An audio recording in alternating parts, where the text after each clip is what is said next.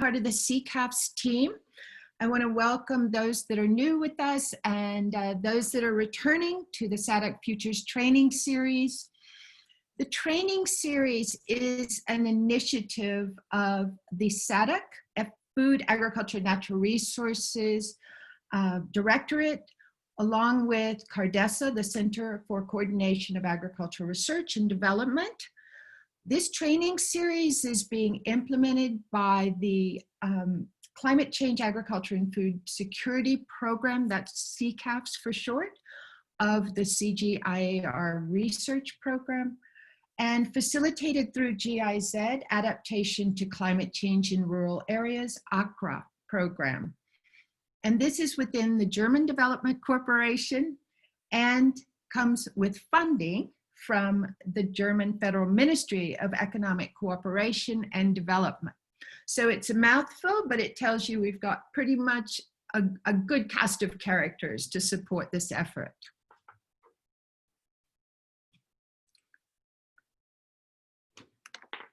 Just trying to get the slides to move.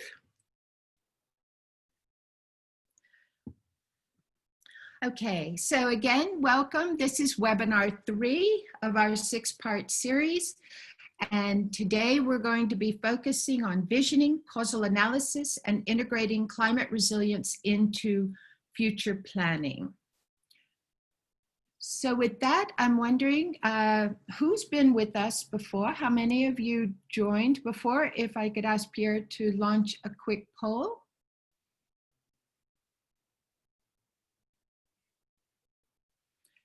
And so you can say, yes, I was in 1, or yes, I was in 2, yes, I was in both, or I'm new to the series.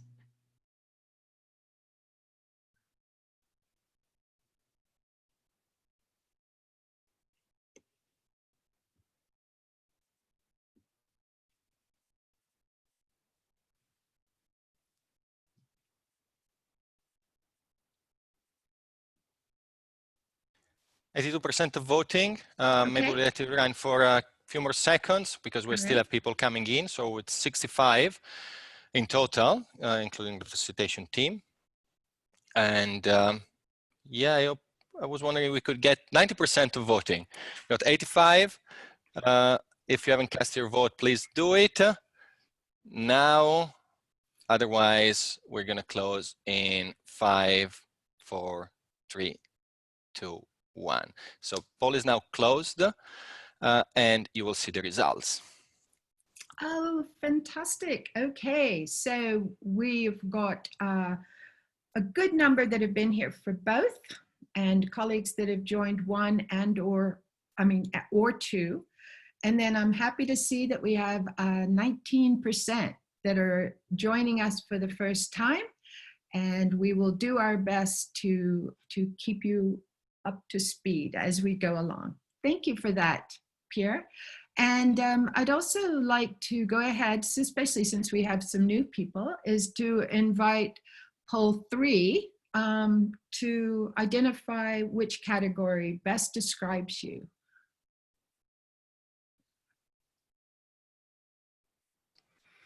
Poll 3 is now being shared, and maybe in case any of the participant select other as an option, maybe he or she can explain what other sector is or she working in the chat.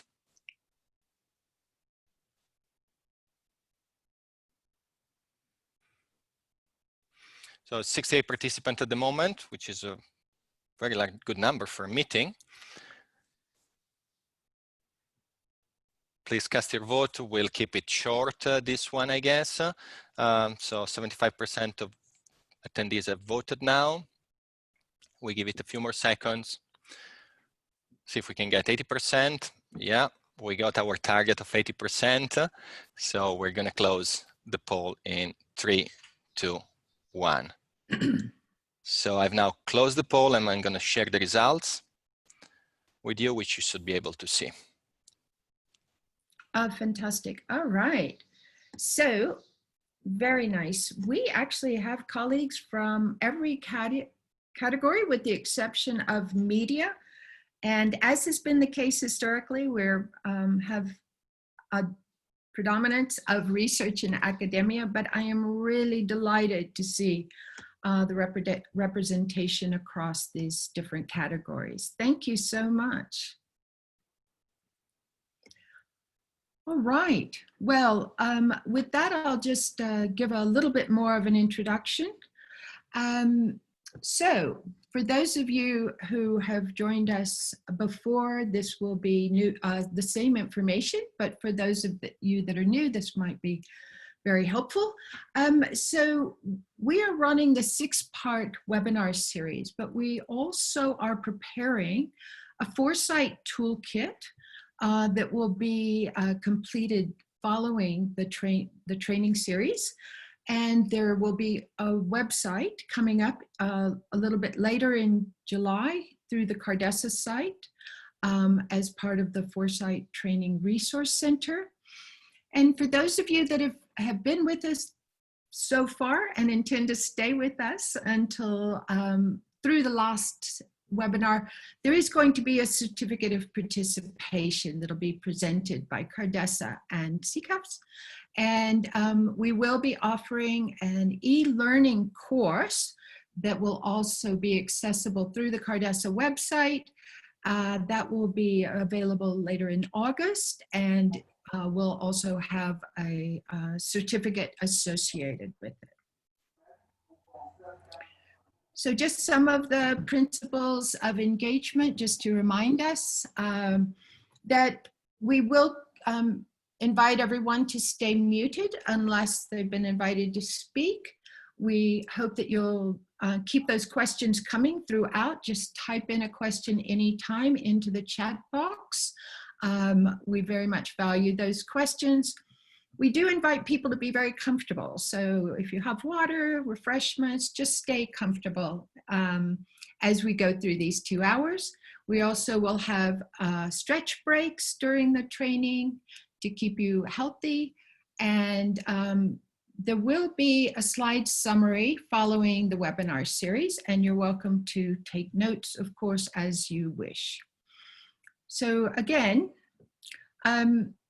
this is a 6-part series. We are today number 3, and we have been going through the Foresight process as we go. So in webinar 1, we introduced Foresight. In webinar 2, we got into the information, the analysis and interpretation phase. And today, as we are moving into a plan phase. And Sabrina will say more about that. And this is pretty much the flow of today. Sabrina's going to provide a recap on the Foresight overview. We'll have a quick check-in on 2 major elements of the Foresight process, engagement and evidence. We're going to do visioning, causal analysis. We're going to have breakout rooms today now that we're in meeting mode, questions and answers, stretching, backcasting, and pathways and trade-offs. So that's the course of events. And so with that, I am going to stop sharing, and I'm going to invite my colleague, Sabrina Chesterman, to take the floor.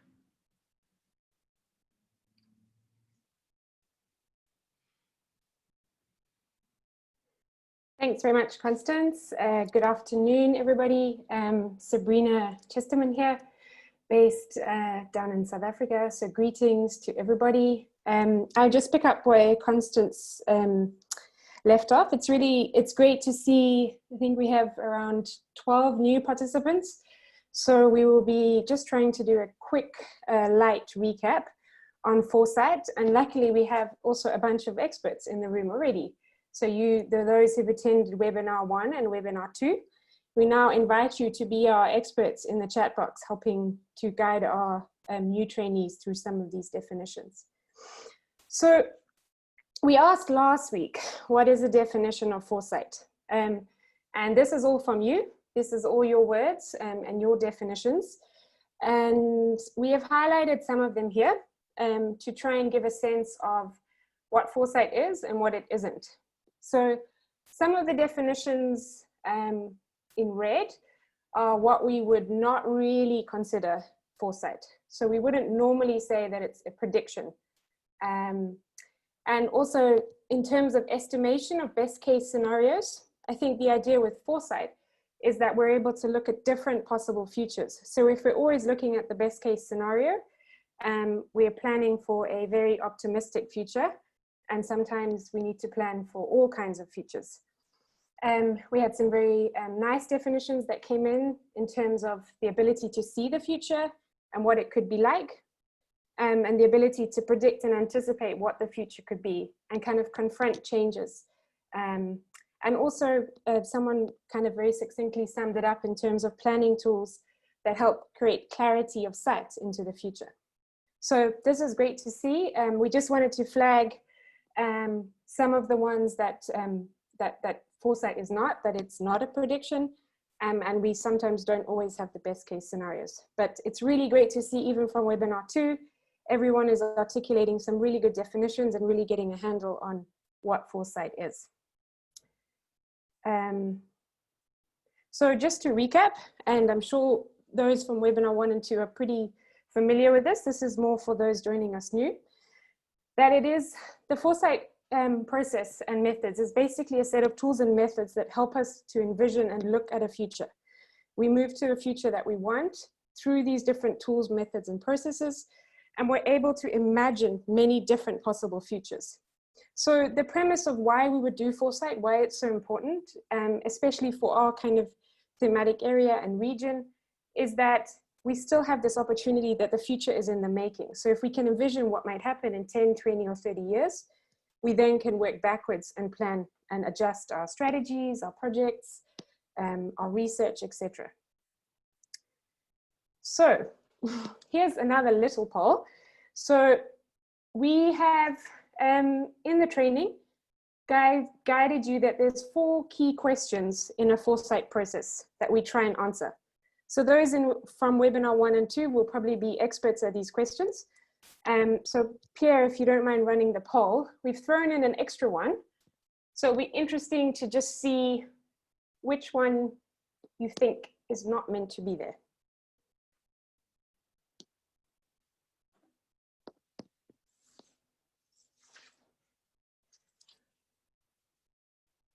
Oh, great, seeing some good responses. So this is the question you think foresight is not trying to answer.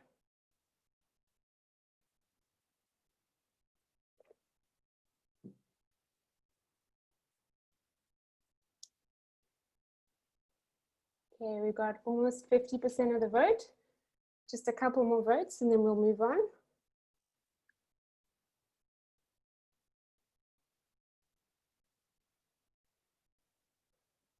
Okay, I think we're almost up to 70%. Okay, Pierre, I think you can close the poll.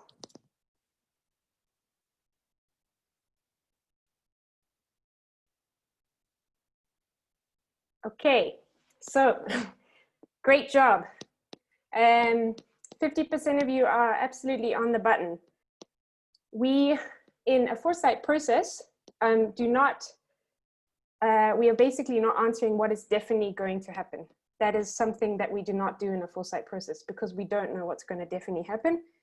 We do the other 4 questions. So well done, everybody. That is absolutely on track.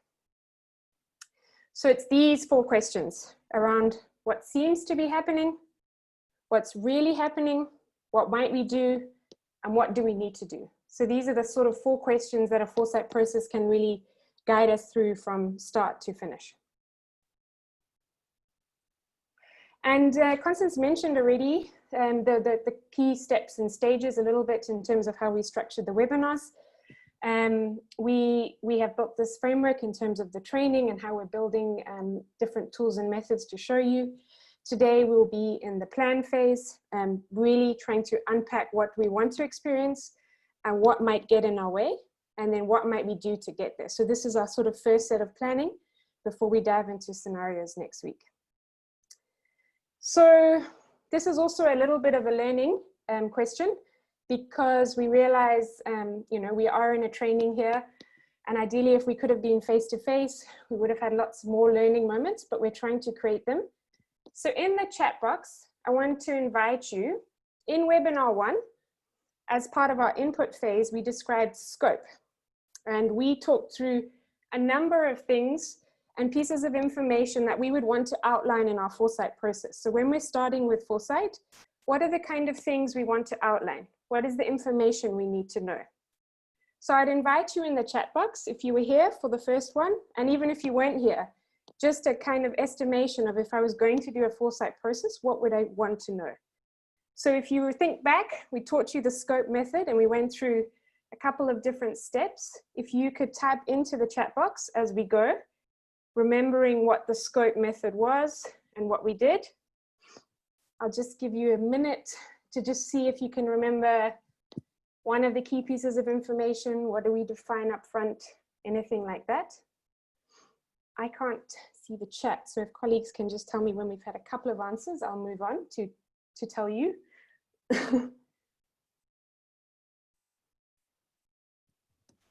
So Sabrina, just a note, you should see a pop-up at the top when there are messages, and then perfect, yeah. you can yeah. Great. What has happened? Mapping stakeholders, some boundaries. From Olaf, climate trends, stakeholders, socioeconomic analysis. Okay, great. So these are the kind of things we want to outline in our scope. Okay. That's great, and we're going to keep doing these buzz questions because you're hearing a lot from us, and we want to make sure that you're retaining this training as much as possible to apply it. So the scope. Remember, this is what we do at the beginning of a Foresight process. We outline our theme or our topic, our geopolitical boundary, where we're going to work, where is our Foresight process? Is it a district? Is it a village? Is it a regional area? For the training, we're focusing actually at a regional perspective. We then look at what are the structures and policies in place that might influence our Foresight process. And then we look at the timeline. So how long into the future are we thinking when we're doing this planning? And then we look at the stakeholder mapping. So recap on scope. So from last week's webinar, we started diving into the analysis phase. We had Leslie walk us through 2 key things in terms of trends analysis and horizon scanning. And we said when we looking at the trends, we try to break things down into categories, because this helps us make sure that our biases, so if I'm an economist, I'm not always looking at economic trends, I'm thinking about other things. Do you guys remember what is the sort of way we remember those categories? Can you put that in the chat box? Because these, just to reiterate, those categories really help us when we're thinking of the historical trends and the future trends. It makes us not be biased. So it makes us think of different things that might be important. And we've given you quite a good hint, I think.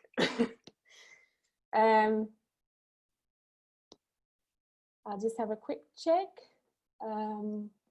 Yeah, you guys are experts at this.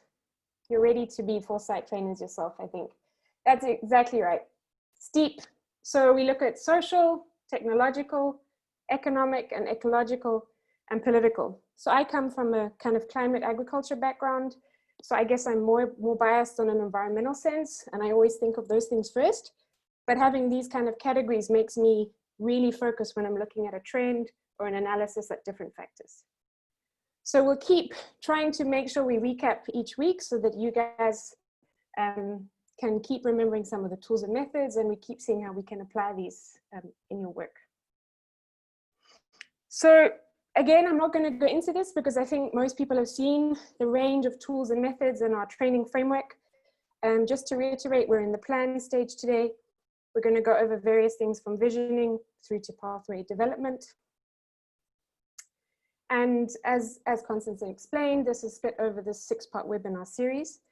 We're now in webinar 3, where we're really diving into the planning stage.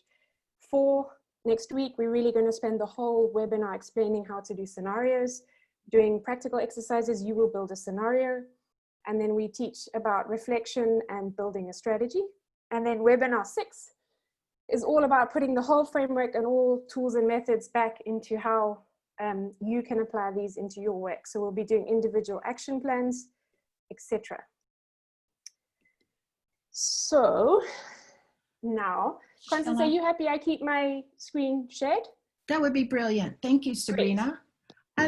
So one of the things we want to do is both to respond to some of the questions that have been layered in around stakeholder engagement, as well as questions and comments around data and evidence.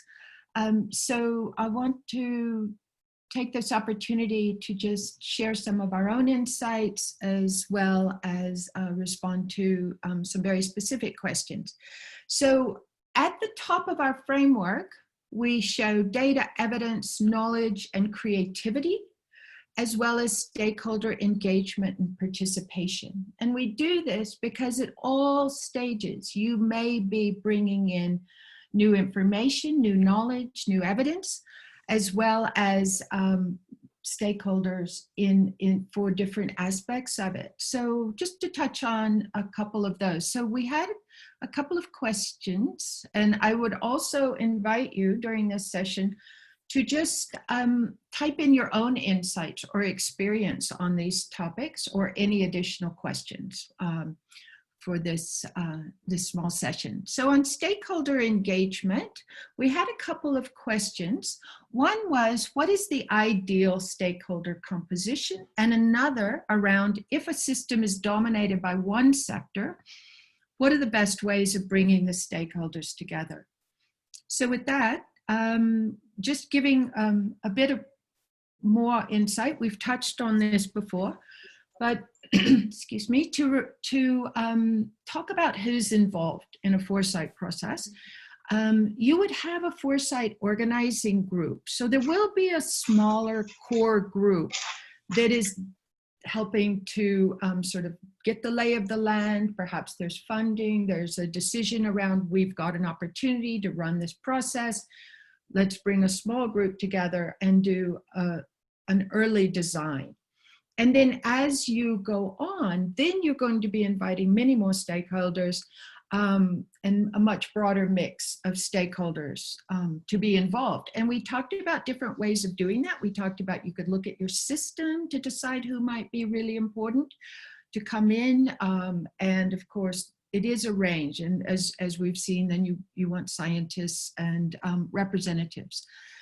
So I think one of the things that you want to bear in mind is that you want people at the table who are going to be willing to take ownership of implementing the outcomes of the foresight exercise. So thinking about people who will make the strategy phase get implemented, and considering the strategic stakeholders. And I'm going to touch back on that in just a second. Who are you trying to influence, and who would be influencing your process?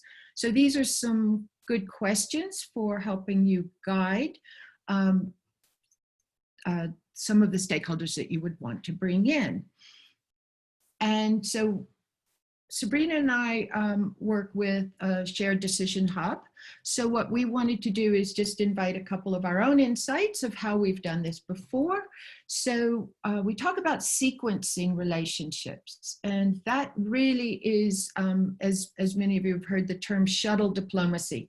You spend time in some bilateral conversations as you start to build a chain of actors.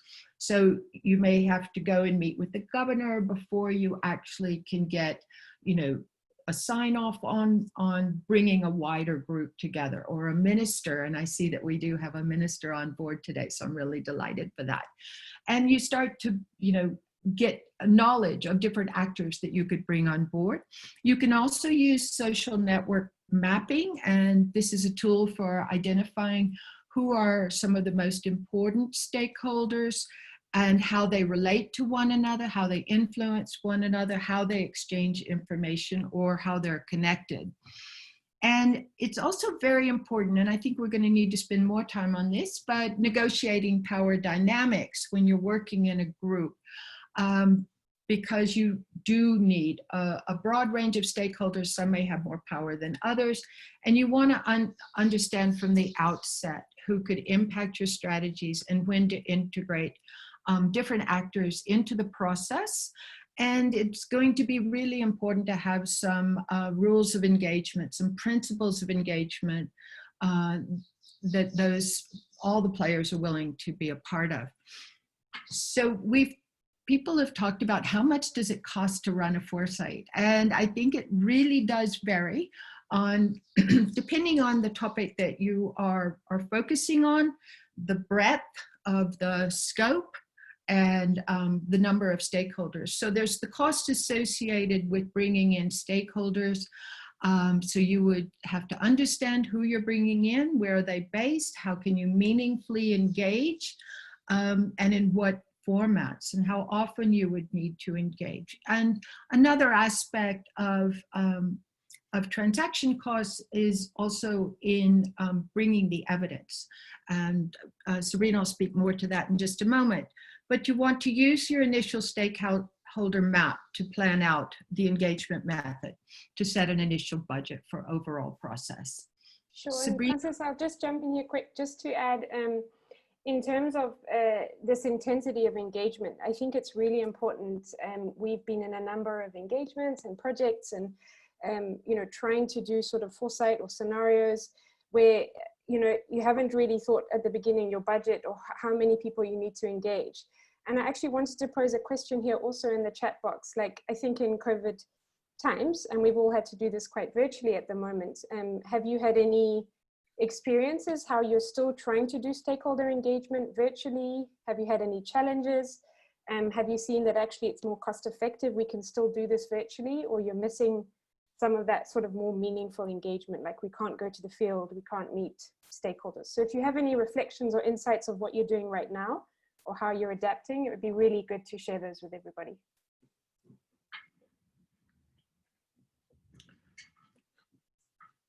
Great, so I'll just take over from Constance just to also give some insights around data and evidence.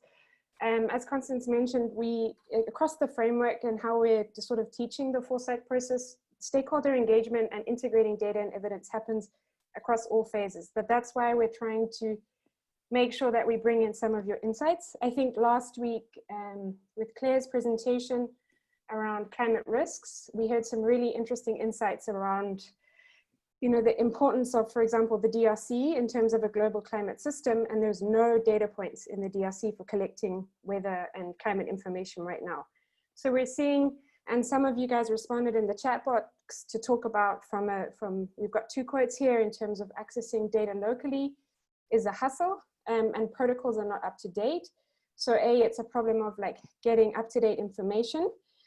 And then, you know, the institutions themselves accessing this information can be very difficult. So how can we come up with reliable recommendations in a foresight process when we don't have access to that data? So again, some practical reflections from some work here that might help try and answer some of those questions. I think what's been really key in some of the engagements we've done in projects is at the beginning to establish a data focal point. And that often needs to be probably like a paid position or someone's, if they're working in a team, that they have that dedicated task, because getting data from people and information is not easy. It requires you going around, going directly to different ministry offices, going to different NGOs, whoever's collecting that information. And that just doesn't happen easily. And I think there's often an assumption that, okay, we'll just email a couple of people and we'll get the data. But that itself is a very intensive process. So being able to like have someone dedicated to that within your foresight process will be very important.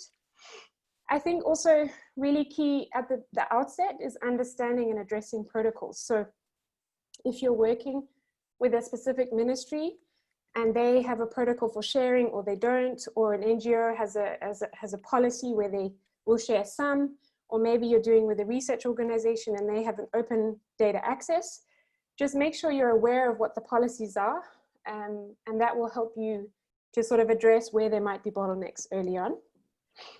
Excuse me. And then I think a big thing, and it's not really doesn't happen in one step, but it's about kind of data inclusion and creating a sharing culture. Often when you share, it kind of creates someone else to share as well. So if you're coming from an organization or an institution and you're asking for data, you could then offer data at the same time, because people become quite cagey and saying, yes, I have done these surveys, or I've done this evidence, or I've got some images or remote sensing, but I don't know if I want to share them. But if you're like, we've collected all this data, this is open access. So it's a kind of sharing culture. And I think building off the last week in terms of thinking and systems, we always really try at this evidence inclusion to say, okay, if we've got to buy a physical data set or a piece of evidence, how does that link with socioeconomic and vice versa? And just to sort of close off some of this short section on evidence, we had some really, really good insights last week and some very good questions in the chat box about local knowledge and saying how important this is and how do we bring that in as an evidence piece. So, you know, the importance of indigenous knowledge, especially for our topic around climate change and climate resilience, being able to say, how do we capture that local knowledge and how do we bring it in? So there was a lot of insight and sort of good points that were raised last week. Yeah, I think, again, some practical tools. And I know we have a number of NGO colleagues also on the training today. If they would like to offer any insights of these kind of participatory methods, that would be really useful. But we've done a lot of work. So for example, you can use, you see in this picture, it's called a Ketso kit. It's designed to be tactile and you don't have to have any kind of literacy to use it, but it allows people to make kind of choices and to build out recommendations. And I think the important aspect, as well as using participatory tools, is we often struggle. How do you bring that information back and put it into a formal setting? So we've gone and done these consultation processes. We've met with farmers or indigenous leaders, etc. How do we then bring it back into a strategy process? And I think the key thing is if you can then take, for example, what would have been a sketch of a grazing route, and this is an example we've done, and then can you integrate that into a spatial development plan so that that indigenous knowledge is put into a formal planning process. Okay, so I'm going to stop my share and hand over to Constance, and we're now going to dive into the next part of the framework. And I would just remind you to, on those reflections from just now, if you have any insights, please put them in the chat box.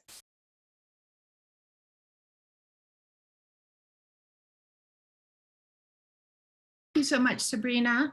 And yes, we welcome insights shared. We want cross-learning, of course. And I saw a really nice insight about what we miss when we're not face-to-face. We miss some of that productive energy or tension, as Marlies put it. So we're going to move right on into the plan phase. And as we've mentioned, we're going to cover what do we want to experience in the future, what might get in our way, and what might we do to get to that vision.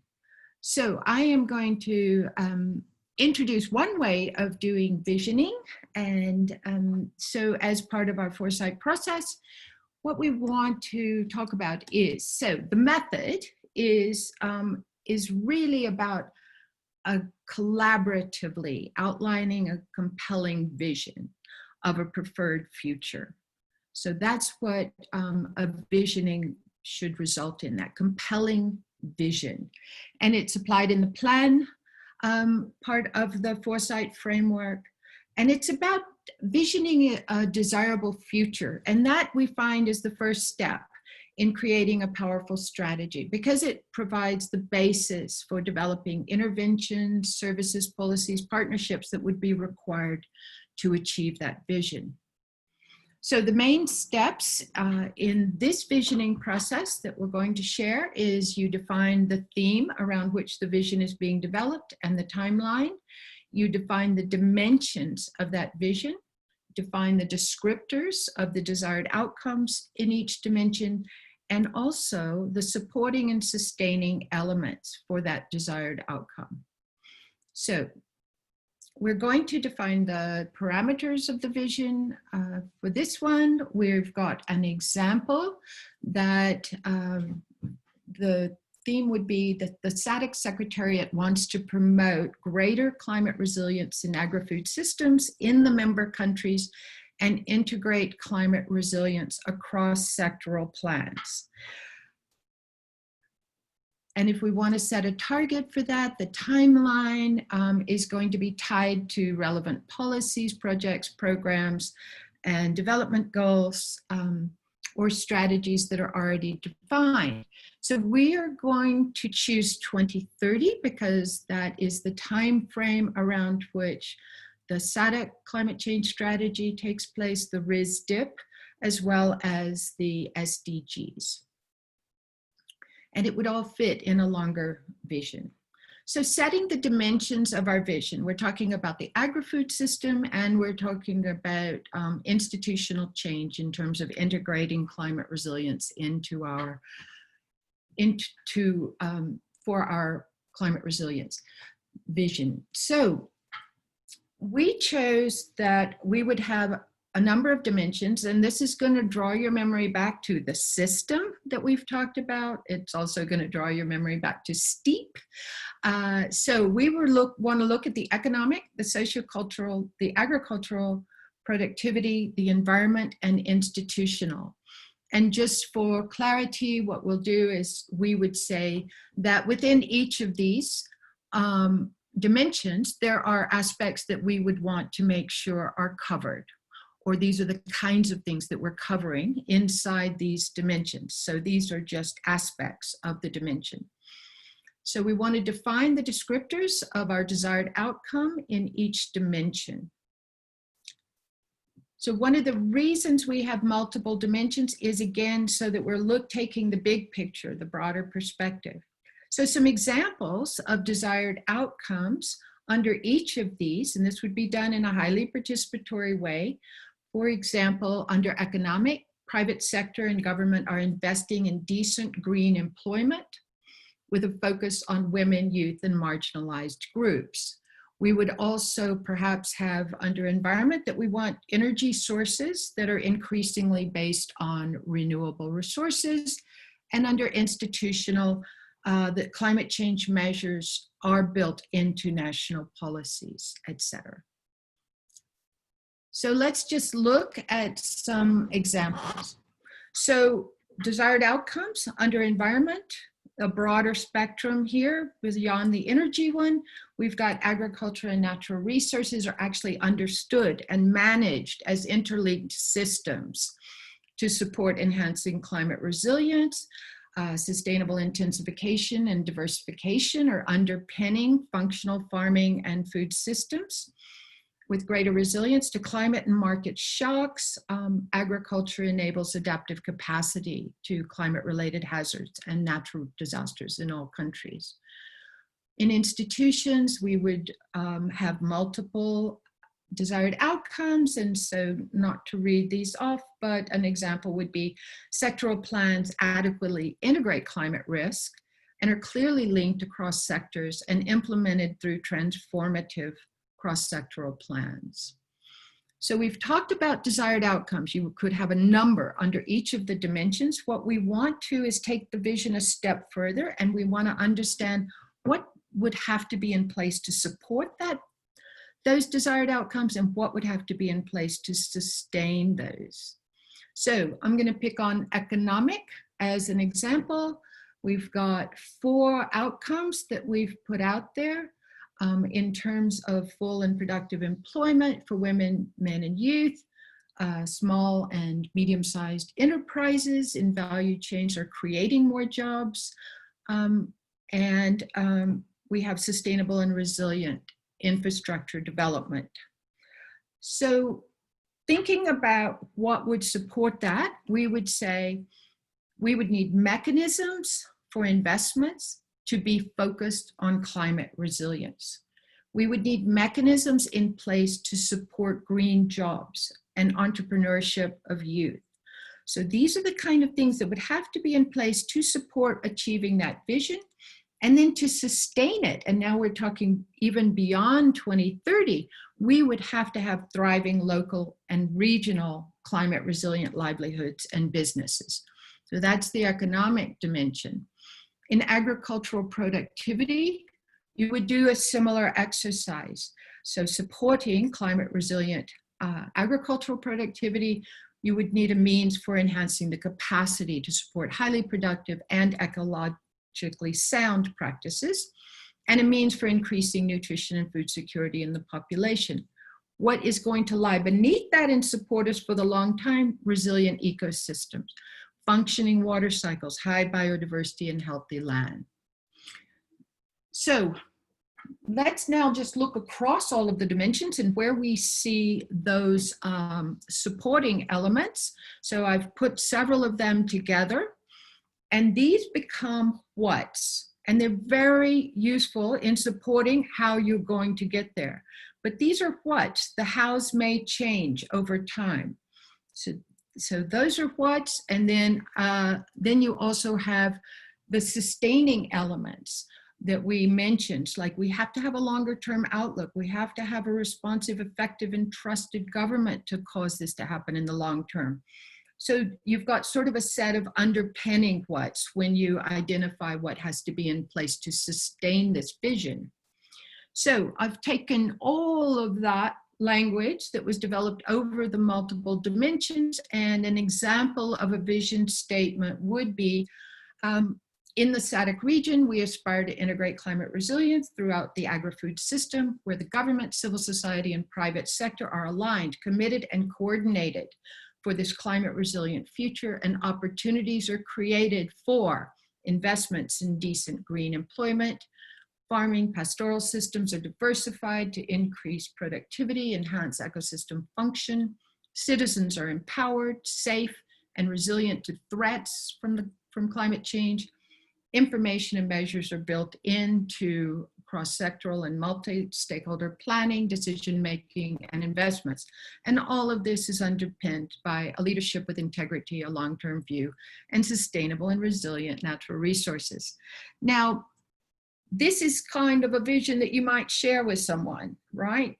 And then you have all this other information that's backing you up because you've developed this vision in a fairly, very thorough way.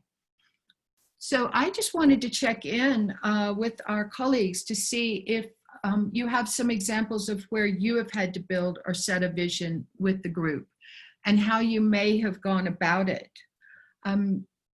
So I'm wondering, could we get, I'm sorry, now I can't see the chat box, but if you have worked on doing visioning, and again, there are multiple ways of doing it. We've shared how we've done it. But if you've got an example of where you've set a vision with a group, we'd be delighted to hear about that and how you went about it. Yeah, great. We'll just wait for some responses in the chat box, and if there's anyone who has a specific recent vision that you've built, and I just wanted to kind of reiterate, this could be at any scale. So even within, you might be doing a foresight exercise within a department, within an institution, and you might have done that within a smaller group, or you might have been engaged in a wider visioning exercise from a sort of national point of view. We're not getting any responses yet as Constance, but we can come back to that. Okay, well, with that, I'm just going to remind us of the vision that I've just read out. And now I'm really going to invite some feedback in the chat box, because we've laid out this vision that looks really exciting and compelling. What kinds of barriers could prevent us from achieving this vision? Now, I would love to hear any barriers that you think could come and get in our way, prevent us from achieving that vision.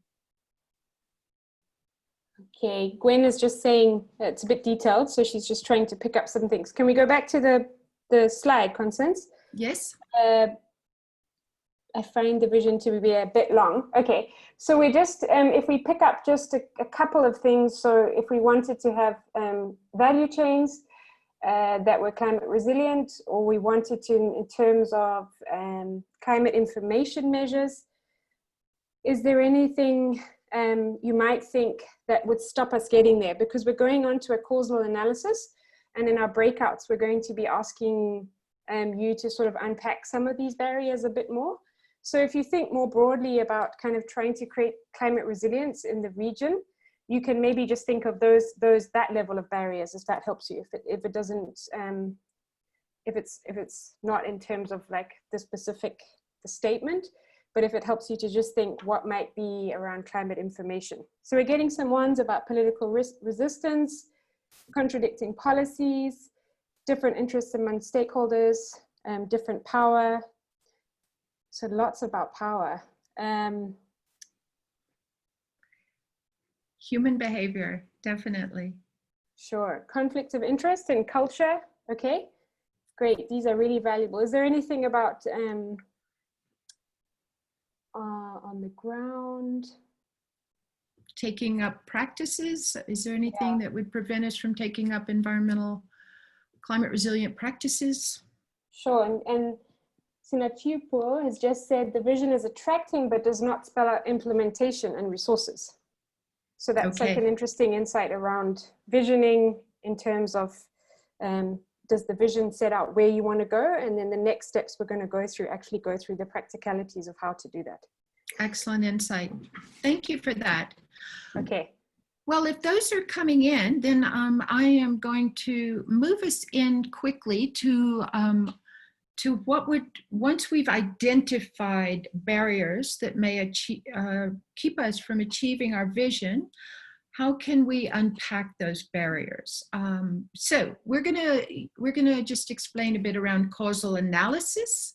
And the method is a root cause analysis, or a simple analysis that we use to understand what barriers actually underlie the barrier that we have already identified. So causal analysis allows us to look at the causal analysis. The causal analysis actually allows us to identify what is a problem and what is perhaps a symptom. And it allows us to do a critical look at the barriers to understand, are there deeper economic, social, cultural, environmental, institutional, or political reasons, or worldviews or behavioral drivers that would keep us from getting there. So we usually use it to lay out, well, what causes that? And we ask that question many times. So there's very simple causal analysis in the picture. And it is a very valuable method in the plan phase, and we could use it several times. And so more or less, we really just want to make sure that we can understand those deeper problems, and as importantly, find out then who would have to work with us to solve that problem. So the key steps, you brainstorm different barriers, and I'm delighted that we've already got some barriers that have been identified. I'm going to show you one that we've pre-identified.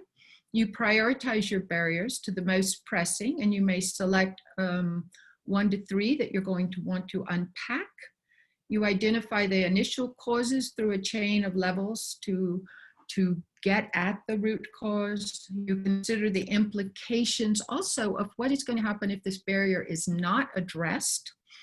And then you look across those root causes and implications, and you can categorize them by the different dimensions that we continue to talk about. And then you can identify the variety of stakeholders that would have to be involved. So the barrier is the identified obstacle that could stop the achievement of an activity. The underlying cause is why that obstacle is in place. So if we were to be working with a group, we would brainstorm on all types of barriers that might get in the way, and we would then identify 3, perhaps, that we wanted to unpack, and it could be more, depending on the critical nature of the barriers. So here's an example of running through a causal analysis on water scarcity, which was one of the three that were identified in that graphic. So let's look at the causes. So underpinning water scarcity, we may have overuse of available water resources, unequal access, exploitation by larger scale agriculture or other corporations for their businesses, a lack of a conservation orientation. We may see greed as a part of that. We may see a lack or ineffective water policies, and a single sector orientation may be helping to cause that, and a lack of integrated development plans, unsustainable agricultural practices. This could be a lack of awareness or information availability, and ineffective extension services may play into that. And then, of course, reduced rainfall due to changes in the weather patterns, poor land management leading to biodiversity loss, land cover, etc. So those are some of the underlying causes that we would say are relevant to the water scarcity barrier. So our next step is to consider the implications of that barrier. We want to look at what happens if this keeps going. If we don't address the water scarcity and the root cause, we may see increased time for women and girls seeking water, loss of livelihoods, loss of tourism, increased marginalization of people, conflict over water resources, resulting in perhaps migration, increased disease prevalence, lack of water sanitation, and reduced capacity to adapt to climate change and shock events. So if we just look at water scarcity, we can see that there's a number of implications of us not addressing it, and there are also a number of causes that, that we would have to address in order to move towards that. So our last step is just asking us to check in and see what all the dimensions are. So we've got social, economic, political, institutional, and environmental dimensions on the causes, and similarly on the implications. So if we take a long look at this, what we would want to do is identify, well, who are going to be the stakeholders that we then bring in to really rally some interventions that would address it. So in this case, we divided those by government, civil society, private sector, and others. And you can see that there is a long list of actors that need to be talking to one another. So multiple sectors would have to come together, not just the water department, civil society actors, from community-based to international, businesses, and also others of research institutions, UN bodies, bilateral donors, etc. So with that, I think I'm going to invite us to try something new. Sabrina, are we good? Do we have time? Yes, I think it's going to be good. I can squeeze my bit at the end, no problem. So I think we should definitely go into the breakouts. It allows us all to meet each other a little bit more. Constance, do you want to explain this? Sure. So we're going to try something new because we're in meeting mode. We're going to go into breakout rooms, and each group will have a moderator from our team to join you. And Lily is going to post a list of barriers, or Sabrina, into the chat box. So you can be looking at those and seeing if there's some that you would really be interested to work on. When you get into your groups, you're going to choose the barrier, and then you're going to start to discuss it.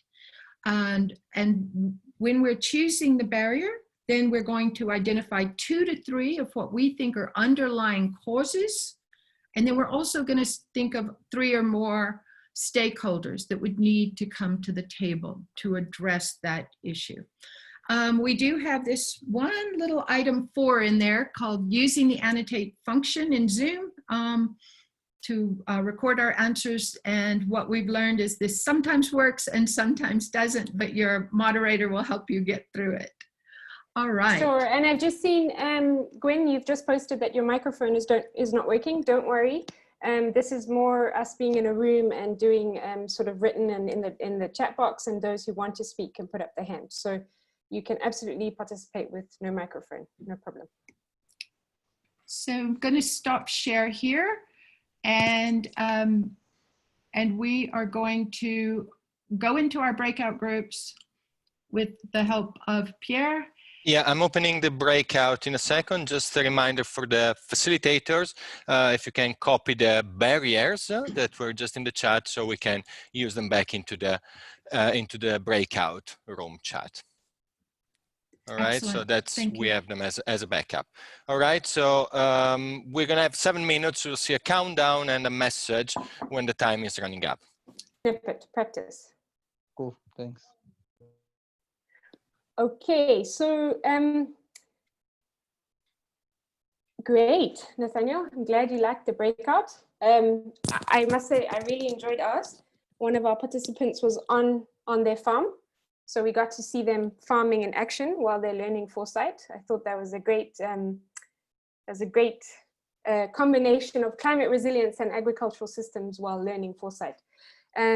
So I just want to invite any of the moderators, any particular insights, just maybe one or two, we'll pick before we go to a kind of wider Q&A. Is there any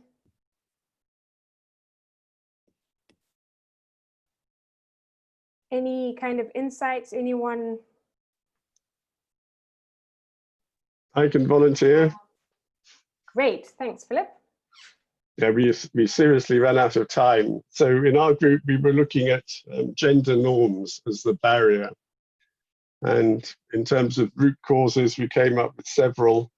Most of us live in highly patriarchal societies. Women are underrepresented in leadership, cultural, religious issues around that. And we just got started about so who would be the kinds of people that you would need in the room if you're actually going to look at what you could do about some of these barriers. And we had just started on that, and we had suggestions around religious and community leaders, women's groups, chiefs councils, government ministries in some places where they have ministries of gender and youth, for example. So we were just really starting to unpack something that's really quite complicated, to say the least. Yes, great. Well, it sounds like your group really got into the exercise, so that's fantastic. I think any more insights, any other, just kind of maybe one more moderator, if there was a particular sort of learning outcome from your group. Hi, I just like to actually reiterate in some ways what Philip said, that our focus was very much on the underlying causes. So we didn't necessarily get to the stakeholders, but actually when we started thinking about stakeholders, I think it broadened our thinking about what the underlying causes might be. So we were thinking about food insecurity as a barrier to achieving your vision, and maybe some of the things we talked about as underlying causes were very much focused at production, but then once we started thinking about stakeholders, then that opened up the food system much more in terms of processing and so on. Great, thank you so much, Claire. And I'd just like to sort of round up that exercise and saying I'm glad you guys, I hope you enjoyed the breakouts, because that's how the training series will continue. And next week you will be building scenarios in breakout groups, etc. So we want to make this very participatory. So I'm sorry it was short, but we just wanted to kind of transition the training from the first two around webinars and more to the breakouts. And then secondly, with the exercise, causal analysis is really difficult as a tool and method and takes a little while to really unpack. It's much easier. We often think of the first level of cause, and it's only when you dig really deeper to say, why is it happening? And especially if you're dealing in an issue that you feel like we've been doing this for 10 years or 5 years, or isn't this the same thing we're dealing with? That's often because you haven't sort of dug into the kind of deep root causes of an issue and what would stop you getting there. So if you found it difficult to think about causal issues, that's absolutely completely normal. It's a very hard method that takes kind of some real digging and it's not the easy answers that come quickly. So I'd just like to thank Constance so much for leading us through visioning and root cause and explaining causal analysis. And now I'll just kind of open up the floor to some questions. I know we've had a couple of sessions and then we'll take a quick break. So is there any questions? We see Alberto's got their hand up. Please either put them in the chat box or put your hand up and we can take some questions now. So Alberto, I will unmute you. If you could ask a short question. There we go, Alberto. The floor is yours. Oh, it says he's lost signal. Oh, okay, no problem. No problem, Alberto, you can put it in the chat box. Is there anybody else who has a question around anything we've heard in the first part of the webinar? Yeah, question for Constance. Great, go Temitope. Okay, so I put it in chat box earlier. When you were talking about the implication for, was it cost analysis now, when you talk about the marginalization of women and girls, you putting that as implication. I just wanted you to expatiate on that. Some additional information on that. Yes, just on marginalization of women and girls. Women and girls, like how, yeah. Yeah, so I mean, examples of that are what we've found in some of our earlier work is that often when there's water scarcity, of course, there could be a drought, right? And in drought scenarios, you may even see that people have to, for example, pastoralists may have to sell their cattle and at an untimely way, and that they could decide that, okay, to recover those cattle, sometimes you might have a young woman who gets married off early to get a bride price to recover some of the cattle. So that's an example from some of our earlier work, as well as, of course, going further for water. It's sometimes insecure to keep going further and further to find water and bring it back for young girls or women. Thanks, that's clear now. Thank you, Temitope. I think one thing that oh good, Alberto's back.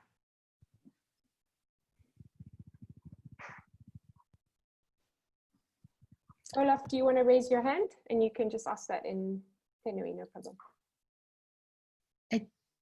Olaf said he's in a house of sleeping people because it's so early here. No problem. Olaf has said, with such a broad vision, how will you arrive with all sorts of barriers and root causes? How do you prioritize what to focus on? It's a very good question. When you have a wide vision and you start opening up this net of root causes and barriers, how do we focus? Exactly. And I think it's going to depend on the scale at which you're working. But I agree, a broad vision is just that. It's a compelling vision. But you would also be identifying the targets that you would want to reach. And you would actually be with the collective of stakeholders identifying where the priorities should be met, and maybe also through time. So this we're going to try to address in the first 5 years, this we may try in a bit later. Do you want to add, Sabrina? Yeah, I think that's a really good point. And somehow looking at that long vision, we also hoped it would probe some critical thinking, because I don't know if people are familiar with opening up a strategy document or a regional policy, and often you'll see this very sort of long-winded and aspirational vision. And then as a reader or an implementer, you're often left feeling like, okay, where do I start? Like, what do I get my hands on? So you can even, and Olaf, just thinking from a practical sense, take a vision and say, we can't achieve all of this, but we're going to take this specific, this is our topical area, and this is what we have expertise on, or this in our foresight exercises where we can really take forwards. And then you break it down from there and you say, okay, so just for this part of the vision, we are going to work on this. And then also you make it more broadly clear within the stakeholders. So we've done this with a kind of district government, break down different parts of a vision that more different groups are better suited to work on.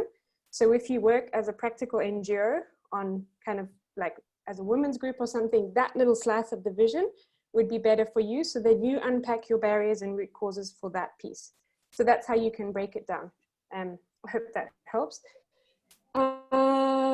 We just have time for one more question. I think, let's see here. Billy, would you like to say something? Your mic is unmuted. No problem. Okay. So this is Pierre here. Just a quick note for people, if they want to raise their hand, they can find them at the bottom of the participant list. There is a button called More, and from there is a hand raise. So just to underline that, in case people want to have the floor, please raise your hand so we can unmute you or ask to unmute you. Great. So with that Q&A, we'd also invite you now to have a little stretch. We're a little bit over. We've been breaking at the hour, but we're now an hour and 15 in. I see some people outside. I'm really jealous. Look at you guys outside. So you guys can really stretch out. Everyone's sitting down, stand up, stretch out your legs. It's very good for your blood flow, very good for your mind. Everyone do. Hey, Mateus, I can see you. You're still sitting. Give us some stretching. It's very good. Movement opens up everything. Oh, great. Brilliant. It's great we can see everyone. It is great.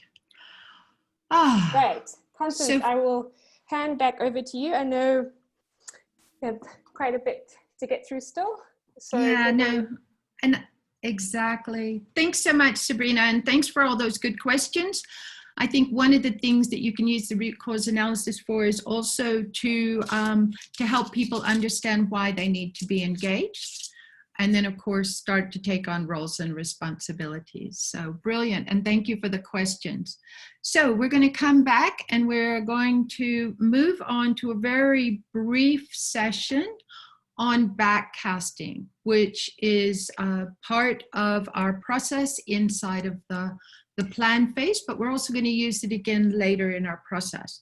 So backcasting, and the method is around, it's an approach that starts with defining that vision or that desirable future, which we have just done, and then working backwards to identify the key efforts, partnerships, policy changes, etc., that connect that future to the present. So backcasting asks the question, how did we get here? So we use it in the framework in the plan phase, but also in the strategy phase. When after we've done our scenarios, we start to build more transformative strategies.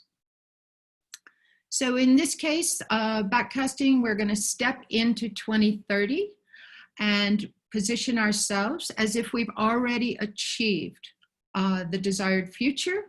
We're going to look back to 2020 and ask ourselves to remember how we got there. What actions did we take? Who did we partner with? How did we get to this 2030 success that we're standing on? And we're going to remember how we overcame barriers that needed to be addressed. So, and then as best possible, identify when key activities took place. So we're just going to have a short exercise to see what backcasting feels like, and we're going to go into more depth on it later in our series. But in this exercise, I'm going to invite you to close your eyes for just a second and put yourself in that vision as if we've already achieved it. So we're all meeting back together. It's 2030, and we want to talk about how we got there. So that's where you're standing. You're standing in 2030. So we're in 2030, and we have achieved this aspect of our vision. Farmers and pastoralists across the member states are using climate resilient agroecological approaches and ably providing diverse sources of food to equitably meet food and nutrition security requirements of rural and urban populations. So that has been achieved. We are standing at that place. So in the chat box, I want you to look back across 2020 to 2029 and remember how we managed to successfully achieve this. So I'll put out one example. So I remember in 2021 that SADC launched a massive radio campaign in local languages to raise awareness on climate and nutrition smart farming. So in the chat box, what else do you remember?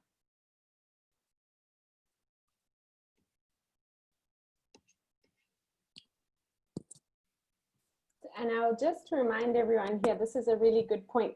Backcasting is a really interesting exercise in Foresight, because I think when we defined this in our first webinar and our second webinar, and I think one person made a comment last week as well, it's this idea of opening up the thinking. It's this idea of imagining different possible futures. Because if we stay planning in 2020 and we're not able to kind of envision futures, this is different. So Gwen has said, I remember how we implemented the information infrastructure and developed local competence to record data. Also, Lehejo said we collaborated. Titus, okay, we set a policy framework for climate smart agriculture from 2021. Super. Okay, from the SADC member states, we set a big investment in extension service. Government emphasized on the use of improved and right seed varieties. We developed a plan for training. Temitope has just said about good implementation and M&E. Absolutely. Great. So you're starting to see, if we backcast to say, what do we need to start to do in that time? We did a vulnerability assessment as part of implementing disaster risk reduction. Great. These are brilliant. These are brilliant. So it really puts you in an open mindset to think about the kinds of things that you did to get here. Great. We great developed and shared technical packages in 2022. We did water harvesting technologies were implemented. We did greater use of research. Fantastic. Okay, so that's what we started doing. Fantastic is right. Thank you so much. So let's ask another question. Which is, I want you to think about, if I could get it to move. You want to think about barriers that have come in your way. And sorry, it's not progressing. There we go. That came in our way. So how did we overcome some of these major barriers that we've already spoken to? So for example, water scarcity. How did we do that? So tell us about what you remember about how we were able to minimize the effects of drought, for example, in Zambia, Botswana, Namibia, and Angola. How were we able to minimize the effects of drought?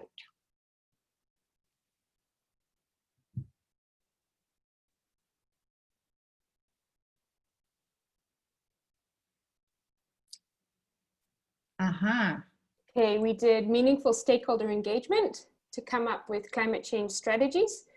Matthias, you might need to explain what the acronyms are, but we included farmers in SCA activities from APSA.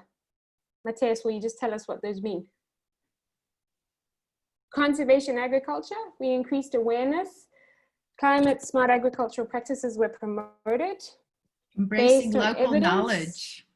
Yeah, based on evidence, we identified and implemented best soil and water conservation. We built more dams. We built strong institutions. We trained farmers in rainwater harvesting. We built a pipeline from the coast for desalination to support our water aquifers. Wow, some big technology coming in. Ensuring we managed drought to minimize drought. Yeah, yes, ensuring everyone's business. These are fantastic. All right. So with that, fantastic. I'd like to go to the next slide. I don't know why I'm having challenges here, sorry. So who were some of the new stakeholder groups or partners that we brought in to achieve our vision? Give us an example of a new partnership we formed to achieve our vision.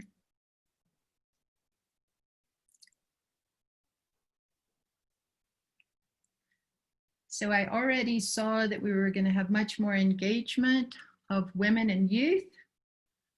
Are there specific actors? The Chinese from Gwen, yes. Civil society, oh, think tanks. The NARS, the National Agricultural Research Systems. We had new water users associations, and we partnered with private sector, education.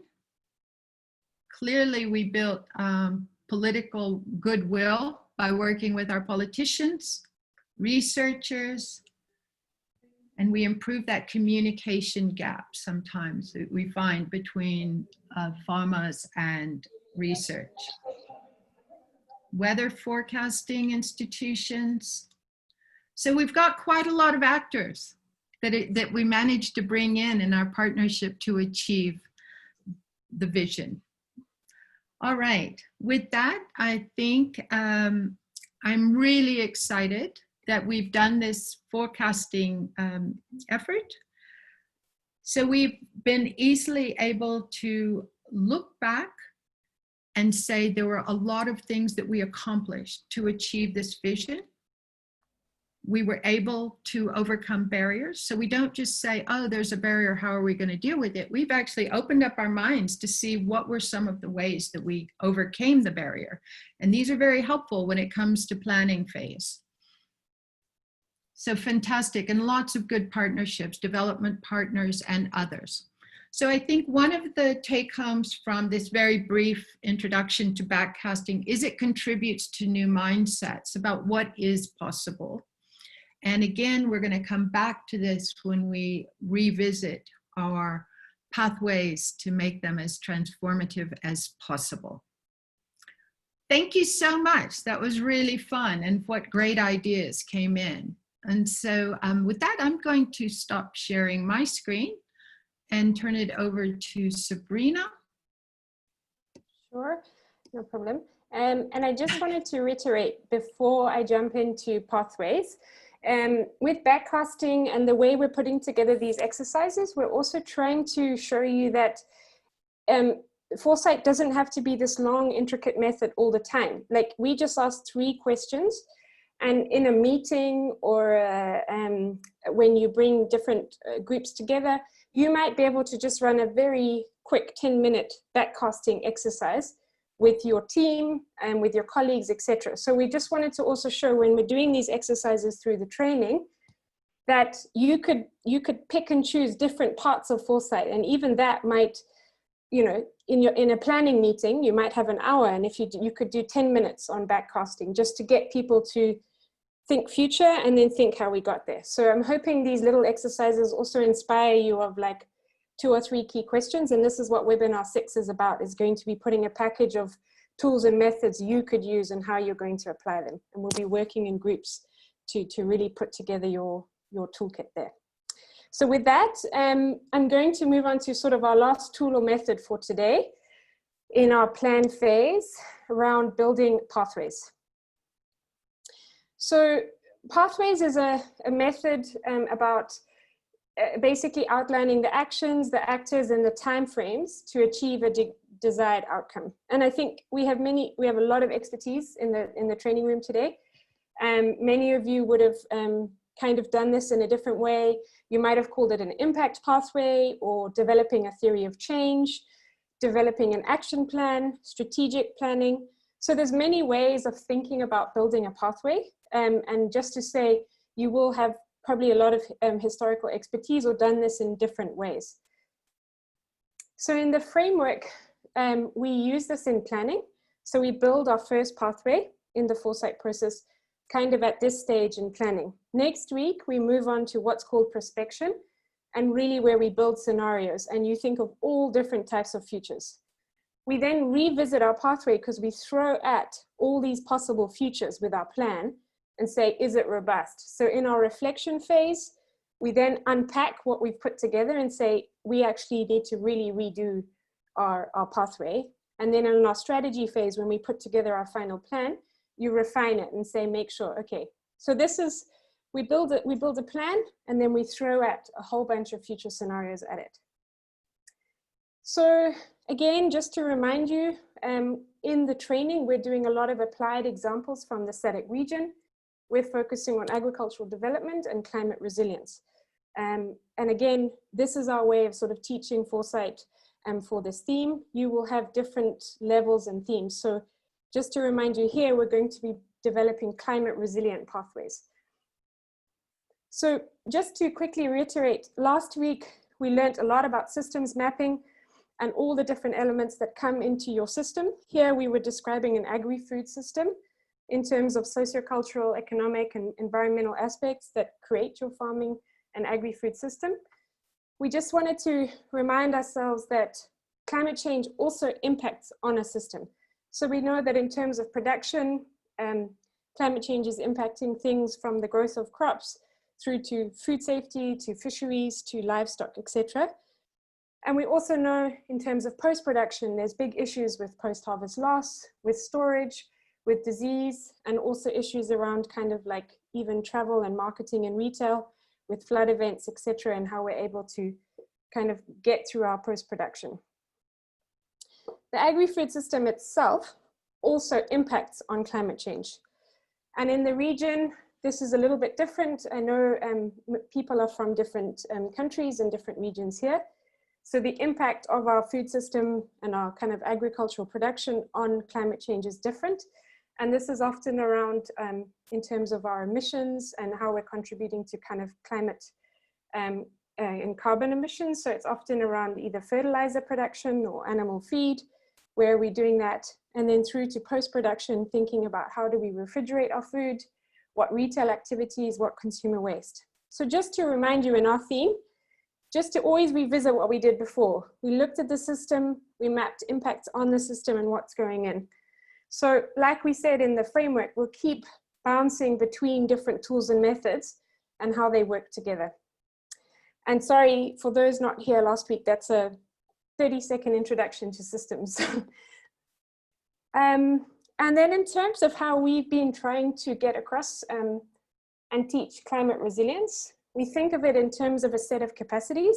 So the capacities of people to adapt, our governance systems, proactive institutions, our livelihood and farming systems, building resilient ecosystems, and adaptive structures. So when you unpack that, there's a lot of aspects that we try and build climate resilience towards. And I think everyone here is somehow represented across maybe some of these categories. So I'm just going to run us through a couple of examples where we can think more broadly under the theme of climate resilience, of actions or activities that might need to be kind of thought about in our kind of future planning and the way we build our pathway. So if we think of physical infrastructure, for example, we might think of like management of aquifers and wetlands. And we know in SADC there's a number of coastal states. Do we need to think about structural adaptation, seawalls? We know that in Beira with Cyclone Idai, that there was no physical infrastructure in place. So there's a lot of issues around like, what do we need to prepare for future climate resilience? Maintenance of early warning and water storage capacity. These are just some very indicative examples. So sociocultural issues, again, talking about the capacity of people to adapt. We gave an example last week. I think we know the impact of the locust invasion right now in East Africa. And I think Southern Africa, we're looking very cautiously at this outbreak. They've just actually had a whole bunch of locusts move into a suburb in Delhi. So even this is not just a rural thing, this is an urban issue on food security. But in East Africa, we're seeing people are harvesting all the dead locusts and feeding those as chicken feed. So that's innovation. We're saying it's actually a climate-induced pest and disease, but maybe we can use it to kind of enhance our adaptation and produce some food for some for our kind of chickens as a livestock. Access to health, to sanitation, and values. Also, maybe in one village, one community, somewhere bigger, is there this value of intergenerational responsibility? What we're doing now impacts our children, or is that not apparent?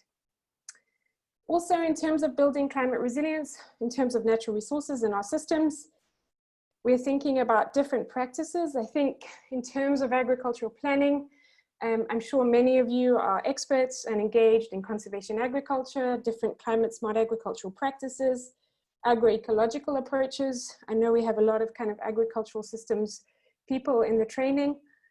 We also are then within that trying to promote a diversity of crops, and then thinking about the functioning of ecosystem services, level of biodiversity.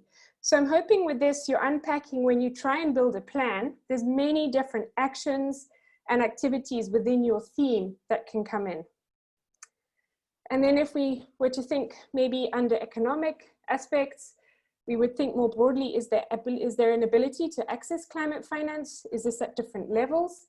Is this at regional, national? We know that in across Africa, that's quite a big barrier, is the ability to access some of this finance. So how do we address that for future climate resilience? Then at a household level, is there savings and income? Is there different livelihoods, etc.? So this was a very brief snapshot of thinking about elements and aspects around what can we do to move towards climate resilience. So I would like to invite a quick poll.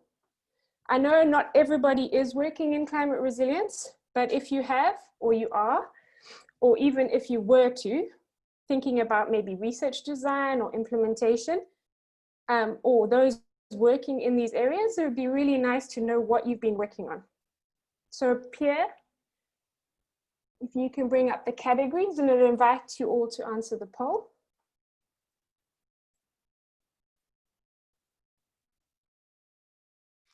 Yeah, you should all see the poll now, and I see that the votes are coming in.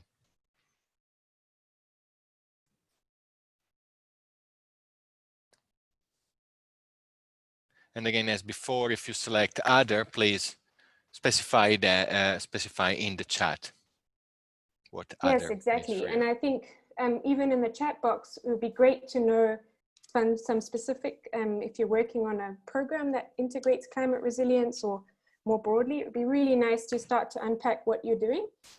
This allows us each week to tailor some of the examples and the training around this. So we want to get to know our trainees as much as possible.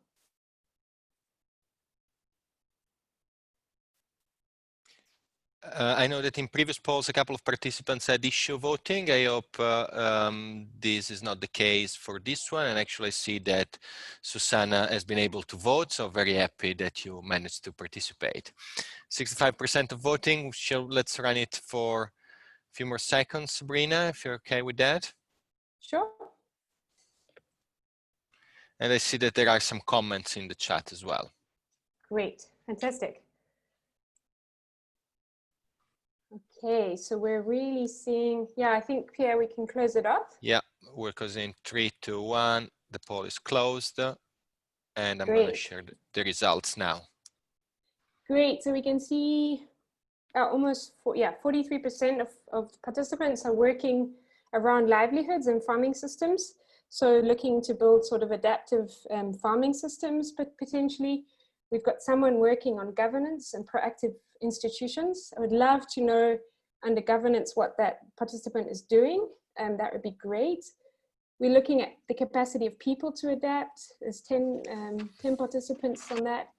And then infrastructure, really interesting. And then other, yeah, as you said, please just give us some examples. So we can see across us, there's people working on different elements of climate resilience. So thank you very much for the poll. I'll just close that. So to build a pathway, we've tried to give some key steps.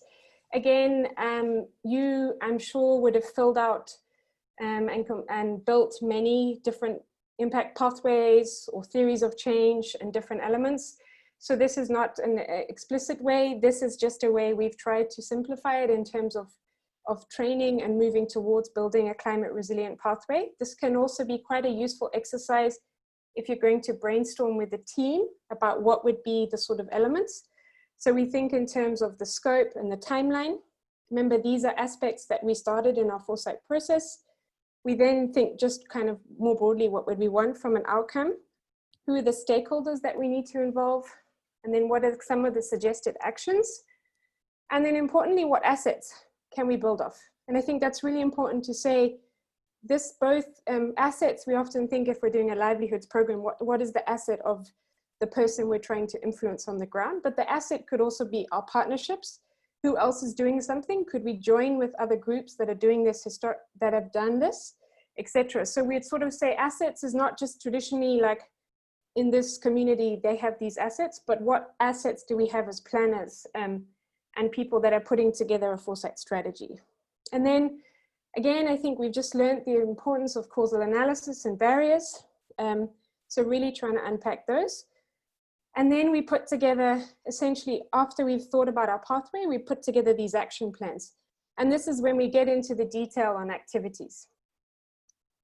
So if we were to unpack that, we think about who, how, what is the intended outcome, by when do we want to achieve this, and what is the overall outcome we want to have from that sort of specific activity.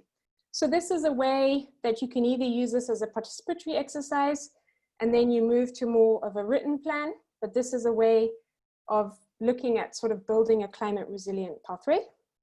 I'm just conscious of time, so I'll just try and go quite quickly through a few of these things. So we have built 2 examples. We won't have time to go into them today, but the idea would be if we were in a setting together, we would have built these examples in a kind of very participatory way. So we've just put together an example on agroecological solutions as one activity that we could do. So here we would think about the timeline to 2030 and say, okay, this is what we would like to do in terms of our scope and time. The outcome, what do we want to achieve from this kind of agroecological pathway? We want to engage farmers, men, women, and youth, and basically water saving practices and adapting farming systems. So that's more broadly our outcome. We then think of our stakeholders. We have our initial stakeholder list from our foresight process. We then have refined it from looking at barriers and causes, etc. So you continually adapt who needs to be engaged in this specific activity. You then put together some suggested actions. So here, if we're thinking of agroecology, we think of regenerative farming, seed saving networks, capacity for sustainable land management, etc. And then assets, again, could we build off a local CBO network? Are there existing conservation agricultural groups in our target area, etc. And then I won't go into barriers and causes because we've just done this in more detail, but you would unpack barriers, and you would look at underlying causes to say, okay, I've listed some barriers, and what are the underlying causes? And then if we were then to build this out, you would do this on different activities. So here, if we had an activity around kind of developing climate smart and basically an agroecological enabling environment, what would we have to do? So you then kind of unpack that into lots more detail. You say what you want to do, who do you need to do it with, by when, how do you want to do it, and what's the output? So if we said, okay, our output from this activity by the end of year 1 is that we want amended language and targets and really explicitly mentioning ecosystem-based or agroecological practices, etc. So you then sort of build out and plan your activities like this. And then you would have an overall outcome. So you could have many activities layered under your agroecological pathway. And you would say, we want to impact farmers more broadly, and you kind of build out, it's essentially like a little vision when you think of your overall outcome. So just before I give you the second example in a very brief, quick way, it's really important to mention that there's multiple pathways to get to a vision. So we have discussed one on agroecology. I could give an example on markets and value chains, just to remember that there's multiple pathways that you can build and choose to get towards a vision. And I hope layering up some of those actions before, when we take a topic like climate resilience, there's many ways of moving towards a kind of climate resilient vision. So yeah, just very quickly, the second example on climate value chains for small small grains, and essentially trying to develop viable business plans for local level processing. I've just been doing quite a bit of work in Zimbabwe, and this came up as a really big issue. So we've tried to build an example like this, is they're trying to promote sorghum and millet, but there isn't viable processing centers to do this. So again, you would build out an activity plan and you would flesh this out. And again, you would have an overall outcome for all of these aspects. So if we're building out an activity plan for small grains and value chains, you would then have an overall outcome. Now we're going to sort of conduit, once we've built our pathway, the next and kind of final tool or process, which we continue to do in many phases in Foresight, is around trade-offs. And I think everyone does trade-offs every day. They don't know they're doing trade-offs, but you do trade-offs, and we're going to run a very quick activity. But essentially, when we're doing trade-offs, it's a situational decision. So do we diminish and lose one thing to gain in another aspect? So basically, a trade-off is where one thing increases and something else has to decrease. So if we're making trade-offs or doing a decision, that's often how we try and explain what a trade-off is. We do trade-offs in the plan phase because we want to see what we take forward in a Foresight process and what's viable before we think about our different scenarios. And we also already outline what might be conflicting elements. So just our last participatory exercise to try and teach trade-offs in a very hopefully simple way. In this exercise, can you think back to your last 24 hours? So we are at 3:45 on Wednesday. So start at, sorry, I know we're actually all in different time zones. Whatever time zone you are in, think about where you were 24 hours ago and what decisions you've taken since yesterday to get here. So in the chat box, could you say, on a scale of 0 to 5, 5 being really good, how would you rate yourself in terms of some of these aspects? Did you sleep really well last night? Did you get lots of exercise yesterday? Do you feel like you've had lots of family time? Did you relax or not relax? I would say I didn't relax last night, but some others might have. Did we have a healthy meal? So this is you thinking, okay, what have I done? Just putting some examples in the chat box of like 5 out of 5 for sleep, 1 out of 5 for family time, etc. So that in trade-offs, you think, okay, what are the different dimensions and what have I done? So we're getting some answers from there. Now, what did you give up in the last 24 hours? What did you have to give up something to give something else more time? I had to give up some family time last night to make sure that we built the best slide deck to give you guys the best training. So I gave up a little bit on family time, but I hope it's paid off. And there's a trade-off because someone else gained from that decision. What did you trade off in the last 24 hours? Okay, great. Seeing some good answers here. People seem to be in the same similar boat. Sleep for work. Yeah. Private time, gave up work time. And I think also people are, yeah, relaxing for family time. Work for being with a friend. Okay. So I hope that that's a very, very simple way of trying to teach trade-offs. And the same thing where we might say, if we do agroecology, like if I move on back to our examples, across our pathways, our first pathway on agroecology, we were really certain on, and we said, if we promote agroecological approaches, that's brilliant. And we can move towards climate resilience.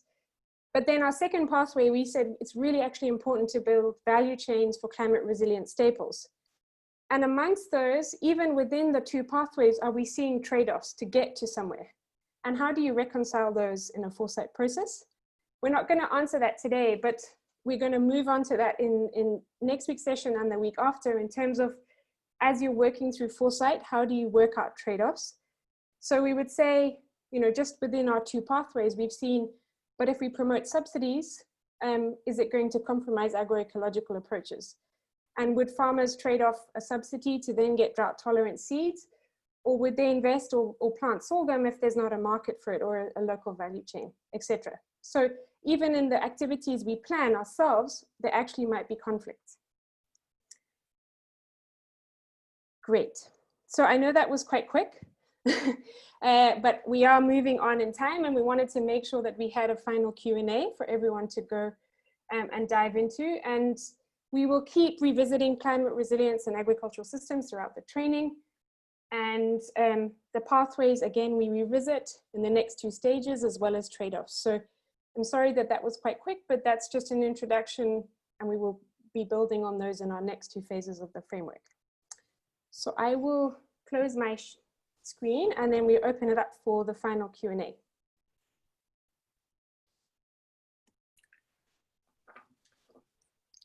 Thanks, Sabrina. Again, we invite any participant that would like to take the floor, please raise your hand. I can quickly answer the last question about if webinars are available. Past webinars, yes, we have recordings. Lily will share the link in the chat. We've got a question, Sabrina, hand raised, actually, as you can see. Sure, Timitopi. Yeah, thanks. I think Angeline too, I can see her to asking the same question about pathways and strategies. Can you really, what is the obvious thing that we can use to differentiate them? Yeah, great question. And that's, yeah, I mean, in terms of the language, and I was trying to say that we often maybe would have built a strategic plan. So you have a strategy in place, or you may have built an impact pathway. So that's also called a pathway. To be honest, Timitopi, it's more terminology, but in terms of a climate resilient one, we've put together a set of sections we think are important. But if you've built a strategic plan, and it has certain number of steps, that's often quite similar to developing and planning a pathway. And I actually, Philip, if you wanted to join in here, if you had any more to discuss and define on a pathway, it often comes up as a question, because we have this sort of terminology in a lot of programs right now, like we need to build climate resilient pathways. And people are like, but I have a strategy. Is that a strategy or a pathway? So Philip, is there anything else you'd like to add? And sure.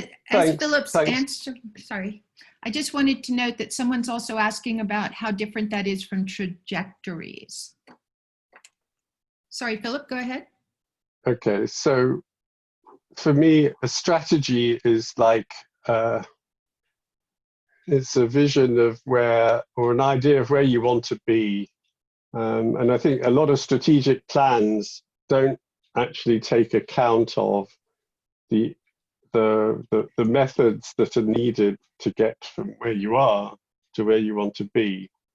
And I think so the idea of climate resilient pathways or climate resilient development pathways is quite a new one in the terms of like the UNFCCC or the IPCC. And I'm involved at the moment in trying to pull together literature that we can evaluate on what climate resilient pathways actually look like. And there's very little literature so far. And I think part of the reason is it's a strategy is, if you like, it's a sort of a one-stop thing, even like a sort of a one-shot kind of process. Whereas a pathway, I think, is much more mindful of what happens sort of in between as you're moving from where you are to where you want to be. And I think particularly if we're thinking in terms of, for example, climate change adaptation, you have to bring in that temporal element, because of course, remember, what may be good adaptation, say the next few seasons, in the next few growing seasons, may actually not be good adaptation in the longer term. And so thinking about the pathway approach makes you, it sort of forces you to expand your ideas around not only sort of how you're going to get to your endpoint, but about what happens in the sort of in the intervening time.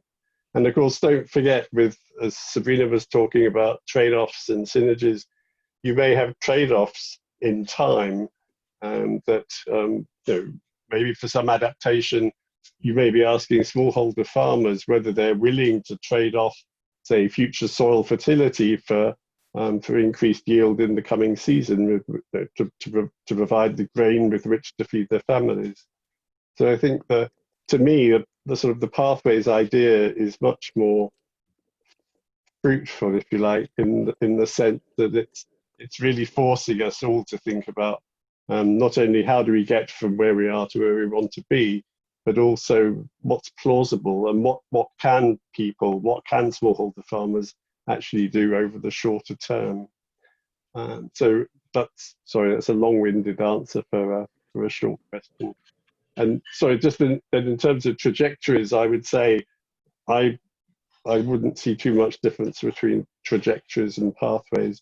I think they're all sort of, it's all this idea of,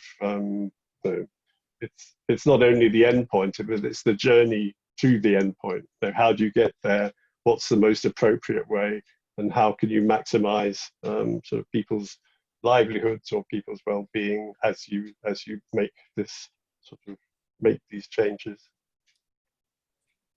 Thank you very much, Philip. And I've just tried to type Philip's answer in the chat box as he was talking, so we can capture that and make sure we, as Lily mentioned on the website, every week we're picking up Q&As and doing responses, etc. So we will build on that. And I actually invite people, just with Philip's question, we actually tackle this idea of climate resilient pathways in the training because, you know, some of the trainees here have worked in climate change for quite a long time, and we're seeing this language a lot. But actually unpacking what a climate resilient pathway was, we've seen this in strategies and SADC documents, and really unpacking what it is quite difficult. So we would really invite anyone also working in this area with practical examples, or if they feel like their program or they've been discussing climate resilient pathways, it would be great to also get your insights and see how you're defining it. Billy, I think we have a question from you again.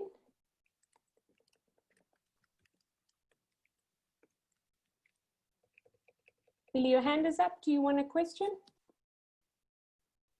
Or maybe it's a hand up. You need to unmute yourself, Billy, if you would like to have the floor. Or I can unmute you as well, if you have a question. I see in the meantime there are a couple of questions in the chat also. Hello. Hello. Hi, Billy. We can hear you. Yeah, please. Yeah. Last week I did not manage to get connected due to some problems of connectivity, and I missed the webinar for last week. So I was just asking if you could kindly send the slides for last week so that I can go through and be able to bridge with what we have gone through today. If at all, again, if it is possible, you can also send the slides for today so that I have a complete set which I can be able to go through without any problem. Sure, thanks, Billy. Yeah, Lily's shared in the chat box the link to the resources page. And as mentioned, also at the end of the webinars, we'll be actually completing a full purpose toolkit. So that will come at the end of the webinar. So this will be a combination of what you've seen in the slides, but also extended practical exercises, etc. Any more content questions from today? Tools, methods, anything anyone else wants to? Last burning question before we close. Hello? Hi, Zulu. Yes. I came late because of internet problem. I just saw what you had lined up for the rural community, that there's need to translate some literatures for the rural community. Sure. But I would like also to know whether you can add just pictures, because most of the rural communities, they do not read and write. So for them to understand, for example, the way my organization works, it's we use drama or we use pictures. Did you include that? Thank you. Great, Zulu. Thank you so much. I know, sorry, I was about to respond to your question. Absolutely. We did a very brief introduction on what participatory tools would be, But theatre, especially when you're trying to get across climate change impacts, is very powerful. So using theatre groups, using images, using pictures, using selection, and also even just walking with farmers and then them being able to show you something. So I would say actually there's like a wealth of methods that you can use that absolutely do not require literacy. And so we could even actually put together some ideas around more participatory tools, etc.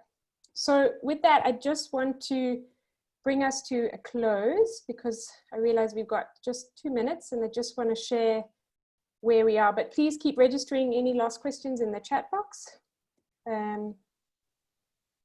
So I'm not gonna, oh yes, sorry. Just before we finish, actually, poll 6 is a very important one. I know we've lost a few people, they've just had to log off, no problem. But we now want to know how you're feeling. Are you feeling great? Or like, can you just answer how we're feeling so we know? Yikes. Still fantastic? A bit sleepy, or I hope no one's sleepy. Still moving in slow motion, hopefully not. Now motivated and ready for the next round. Yes. Okay, we've almost got 70% of the vote. Great. Fantastic. Okay, Pierre, I think we can close that off. And still pretty good. Really happy with that. No one said yikes. And a couple of people are still moving in slow motion, but it's the afternoon, so that's okay, don't worry. Right, so today was jam-packed, but I hope it was useful and interesting.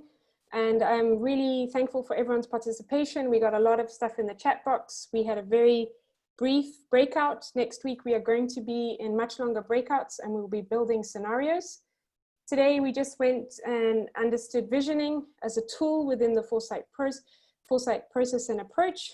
We identified how to do causal analysis, looking at barriers. We also kind of continued to unpack the idea of climate resilient pathways as a future planning tool and starting to unpack how we can identify trade-offs. So a lot of content, tools and methods today. So well done, everybody.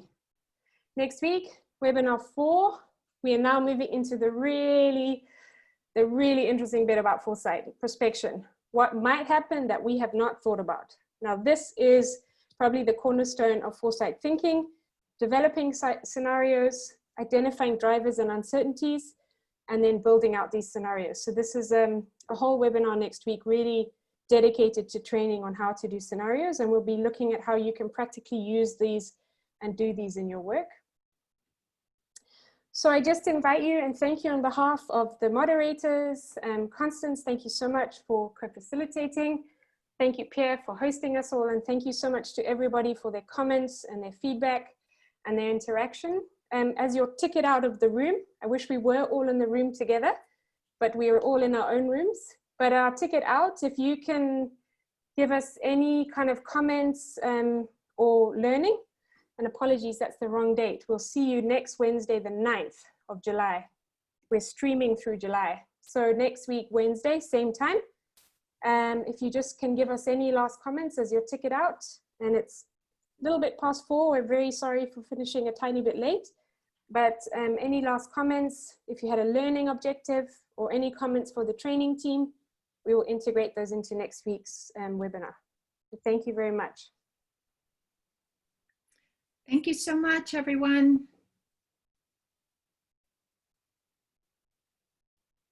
Thanks, guys. Brilliant as ever. Yes. Thanks, Timothy. Thanks, Timothy. See you next week. Thanks, Nathaniel. Thank you. We'll see you next week. Thank you. Thank you. And it's nice putting face to the name of Philip Totten. Cited your paper sometimes, so it's nice to put face to the name now. There we go. There he is in the flesh.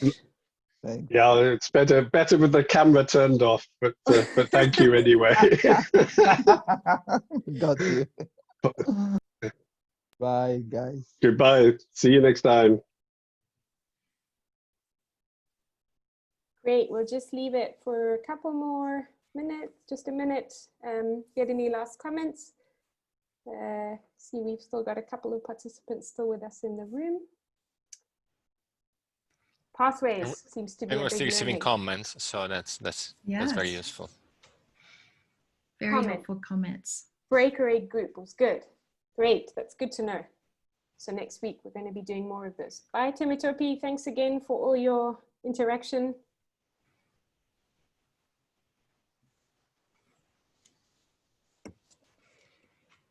Comment, I liked the specific examples of different pathways. It's easy to understand how it can be applied to different topics. Great. Participatory exercises, we love those. Backcasting was major for me this week. Great.